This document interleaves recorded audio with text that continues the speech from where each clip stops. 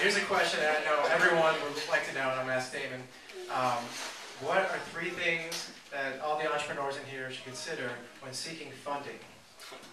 Let me take some notes on that. Yeah. Go on Shark. Right, And these guys. So Go on seeking Shark. funding, Go on Shark.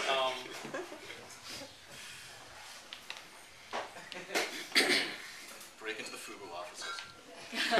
all right. So seeking funding. So you know, when I'm on Shark Tank, I don't know if you're familiar with Shark Tank. Shark Tank is when entrepreneurs come up to myself and 4 other losers, and I'm the winner, but they ask for funding, and here are the reasons why we invest or we don't invest in general. The lens cap is on, Michelle. The first reason is usually, like anybody, and we speak about branding, is we have to like the person. You know, this is somebody that you're going to be in business with maybe 5, 10, 20 years, or you're going to be in a lawsuit with.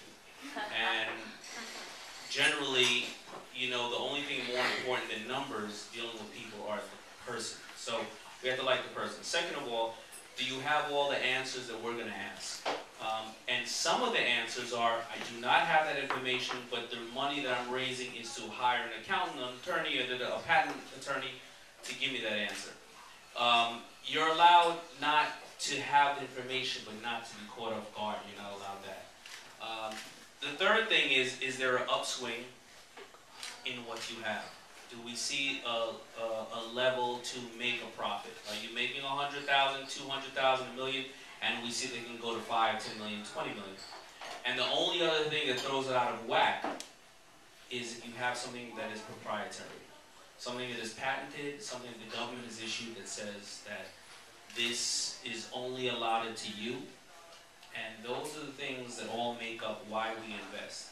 And of course, a lot of people try to, they feel that they spent $1 million learning something, and that's my problem. That's not my problem, what cost you. You know, my problem is, have you sold $100,000 worth of it, and we can value the company at 3 times sales or whatever the case is, but don't tell me all your problems. Just tell me the product, and can we make money moving forward? And those are the reasons for investing. If you don't mind. Yeah, Daymond, my question here, you can hold that. My question to Daymond would be, and knowing Daymond as I have for several years, how much, you're a guy though, outside of looking at patents and trademarks and everything else, you're a guy that goes on your gut, and your gut has been right, certainly much more than it's been wrong. How much do you trust your gut as opposed to looking at financials and trademarks and patents in place?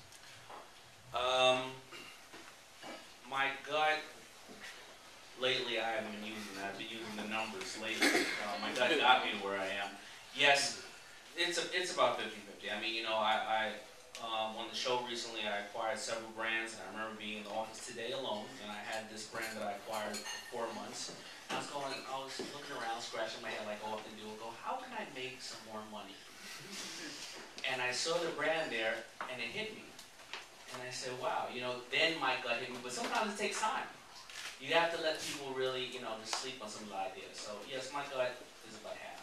Yeah, because I mean, again, knowing you've been in a position where, I mean, obviously you made your money early as a early 20-something. And you've been in a position where you can be more discriminating because guys like me, who at the time had come to you when I was in my 20s and said, "Hey, give me some money, please." But I bought a brand named Heather Red, yes. 10 years ago. Well, maybe about 8 years ago, and it was a guy named Richie Rich and Trevor Raines, and they reminded me of FUBU, but in a pop culture way. They had everybody from Naomi Campbell to Paris Hilton walking the runways for free. I figured that they have the exposure, I can make the product. I didn't realize that they were better as costume designers than people who can make everyday production for the everyday person, and I lost $6 million on it. And, you know, so sometimes the gut serves you wrong. I failed way more than I've succeeded, but that's just part of being an entrepreneur.